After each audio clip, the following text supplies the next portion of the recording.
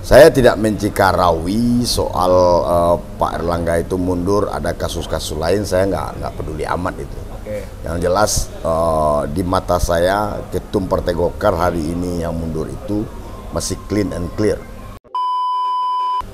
Bisa saja Pak Erlangga menyatakan declare mundur dari partai ketum itu dalam rangka untuk memperkuat barisan estafet di Golkar sendiri. Atau bisa saja ada cawe-cawe yang lain. Nah, itu. Tapi itu kan setelah pernyataan Pak Erlangga mundur, langsung di sosial media itu muncul gambarnya Wapres terpilih kita, Mas Gibran ya? Mas Gibran. Nah, ini kan menarik juga itu. Kalau itu kan haknya Munas, mau cukai-cukai kada, mau buka-buka aib itu kan di Munas. Tapi yang perlu diingat, Partai Golkar itu perpindahan tongkat estafet ketum ke kalangan muda potensial dan luar biasa di Partai Golkar. Yang muda potensial tuh siapa orangnya? Banyak kan Balil. Assalamualaikum warahmatullahi ta'ala wabarakatuh. Selamat pagi, siang, sore, atau malam. Balik lagi bareng gue, Rino Di Prastio. Oke, di segmen kali ini balik lagi di segmen Nampol, nongkrong asik ngomongin politik. Yap, beberapa hari yang lalu atau mungkin beberapa jam yang lalu per video ini take mencuat di beberapa media, di berita online maupun media cetak maupun media siar, sesuatu berita yang mengejutkan, mungkin nggak viral baru-baru ini sih. Fenomena ini udah terjadi beberapa kali, khususnya di Partai Golkar, yaitu adanya semacam apa? Kalau dari dulu Golkar itu terkenal dengan kudeta-kudeta ketum ya, dualisme kepemimpinan dan segala macamnya. Cuman yang mengejutkan hari ini adalah tiba-tiba mundurnya ketum Golkar, yaitu Bapak Erlangga Hartanto. Oke. Di Nampol kali ini gue nggak bakalan ngebahas ini sendirian, gue bakalan ngebahas bareng Bang Adrian Ruswandi. Sehat Bang? Tos ya lu? Oh, sehat coy. Sehat selalu kita. Oke, langsung sih lah. Bang Toat nggak perlu diperkenalkan di channel gue dong. Bang Toat mengikuti nggak? Itu tuh. Ya, saya mengikuti sejak dari pagi. Heboh atau berserabutan di media sosial, terutama di WhatsApp grup. Berapa WhatsApp grup men-share breaking news. Ketum DPP Partai Golkar Erlangga Hartanto mundur dari ketumnya. Padahal Pak Erlangga ini juga Menteri Koordinator Perekonomian Republik Indonesia. Ada apa mundur? Ini tentu telah banyak berseliweran juga persepsi publik, kemudian juga interpretasi dari masyarakat, pendapat yang pro kontra terhadap mundurnya Pak Erlangga Hartanto. Saya tidak melihat itu. Yang saya lihat itu Erlangga Hartanto ya. Hartanto mundur itu menjelang Munas Partai Golkar yang direncanakan 25 Agustus tahun ini. Menghitung hari. 25 Agustus atau 25 Oktober, yang penting 25 deh. Ya. Nah, yang saya lihat itu 25 Agustus. Ini surprise sebenarnya. Betul, mengejutkan. Mengapa Pak Hartanto Erlangga mundur? Tentu membuka peluang pada kader Partai Golkar untuk berebut Golkar 1 Indonesia. Oke. Mungkin sebelum ke sana, Bang. Kenapa mundur? Kenapa, maksudnya kan jabatan ini kan menghitung hari. Namanya Munas pasti dipilih ketua baru. Ya, ini kan politik, no. Jadi kalau politik ini sebuah manuver, sebuah ini pasti ada plus minus. Ya, betul. Saya tidak mencikarai soal Pak Erlangga itu mundur, ada kasus-kasus lain, saya nggak peduli amat itu.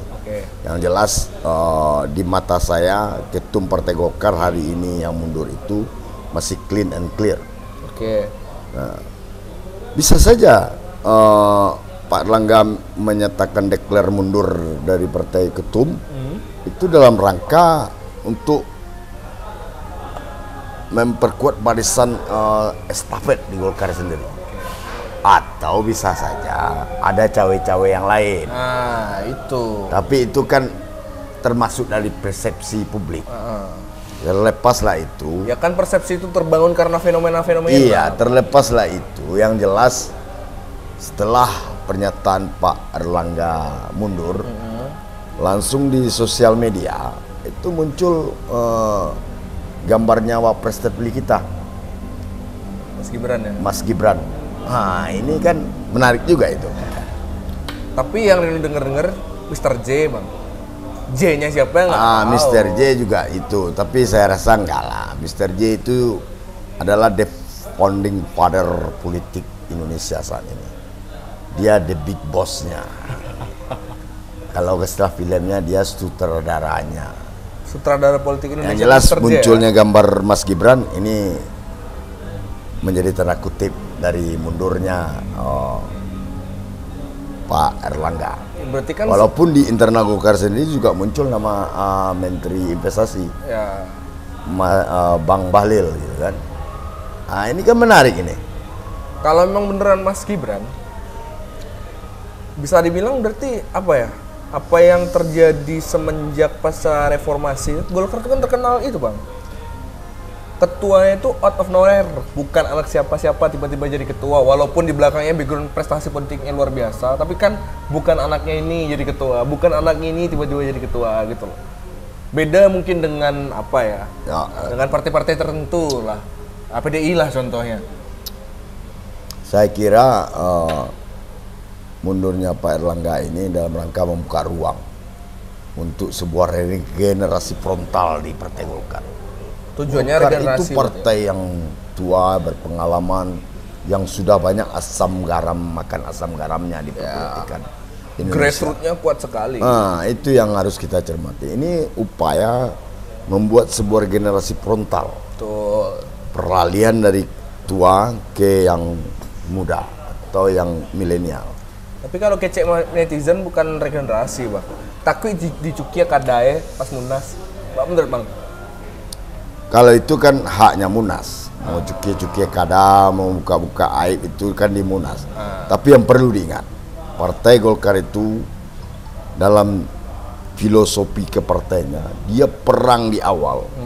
Tapi dalam menghasilkan suatu keputusan atau seorang figur, dia kembali menyatu. Dan itu yang membuat yang kita ragukan dahsyatnya Golkar ke depan. Dia pecah-pecah, dia seperti membuat sebuah skenario untuk mengadu-adu emosi masyarakat Indonesia. Betul. Tapi setelah di Munas lalu diputuskan, muncul salah satu si A ketum, mereka di seluruh Indonesia akan menyatu mendukung ketua umumnya itu sebagai lambang partai, sebagai marwah partai. Dan ini dengan kondisi kayak gini, si ketum akan gampang melakukan koordinasi soliditas kader seluruh Indonesia. Dahsyatnya nanti di pilkada 2027 atau di pemilu 2029 baru kita ketahui. Itu no. Lu harus banyak belajar ini tentang partai-partai itu. Partai Golkar itu gimana ya? Susah sih. Maksudnya yang jelas yang Reno tahu dahsyatnya Partai Golkar itu grassroots-nya belum ada lawan sampai yang sekarang. Jelas mesin partai itu dari atas sampai bawah. Dalam kokoh, sejarah ya. di Golkar itu ketumnya itu wapres. Pak Yusuf Kala AJK, ketika sudah terpilih jadi wapres baru jadi ketua umum Partai Golkar. Okay. Berarti motifnya menurut Bang Toat, motif beliau Pak Erlangga ini mundur adalah motif regenerasi. Saya berasumsi, beranalisis itu regenerasi sebenarnya. Oke. Perpindahan tongkat estafet ketum ke kalangan muda potensial dan luar biasa di Partai Golkar. Yang muda potensial tuh siapa orangnya? Banyak kan, Bahlil, ada kalau mau masuk Mas Gibran juga bisa kan gitu. Mas Gibran sekarang kan sudah AMPG. Oh berarti sama kayak itu berarti. Dia sudah pakai jaket kuning Mas Gibran sebelum Pilpres kemarin. Sama dong kayak itu berarti Pak JK. Udah jadi wakil baru jadi ketum. Pak JK memang dari awal sudah Golkar. Oh, beda berarti ya? Beda. Tuh kalau darah kuningnya berarti tidak sekuning Pak JK berarti ya? Kentalnya Pak JK dong. Tapi kalau di usianya Pak Mas Gibran muda dan dia akan cepat mengental kekuningannya. Cepat mengental kekuningannya. Darahnya itu masih gampang menggelegak ya? Itu. Ya sudah. Berarti kalau Mr. J enggak ya? Kalau saya rasa jauh lah itu. Kecil ya kemungkinannya? Ya. Tapi ada? Nggak Ada kemungkinannya? Nggak. Mr. J nggak mungkin jadi ketumnya Golkar? Nggak mungkin. Oke. Kalau mau dia sejawa sudah bisa diketum dia. Mr. J itu masuk partai mana bisa langsung jadi ketum dia? Iya dong.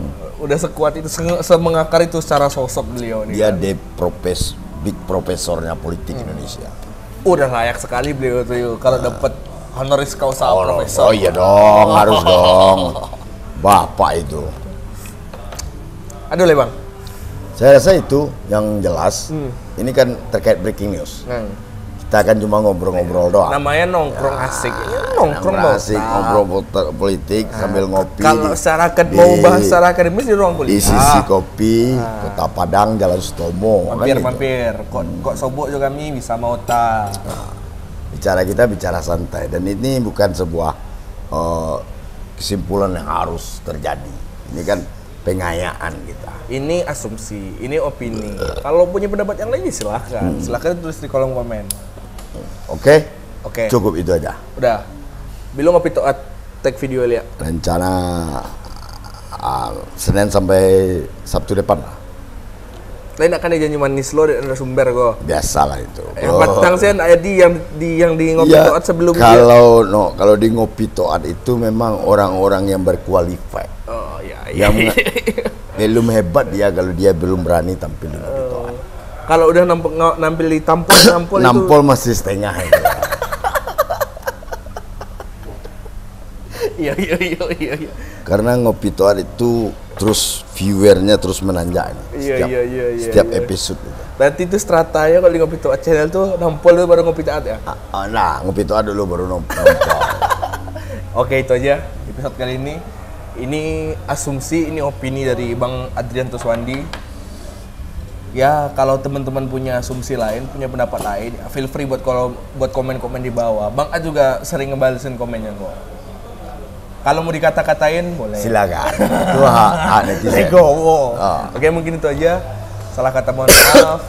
Bila taufiq wal hidayah, waridho wa inayah. Peace out. Waalaikumsalam warahmatullahi wabarakatuh.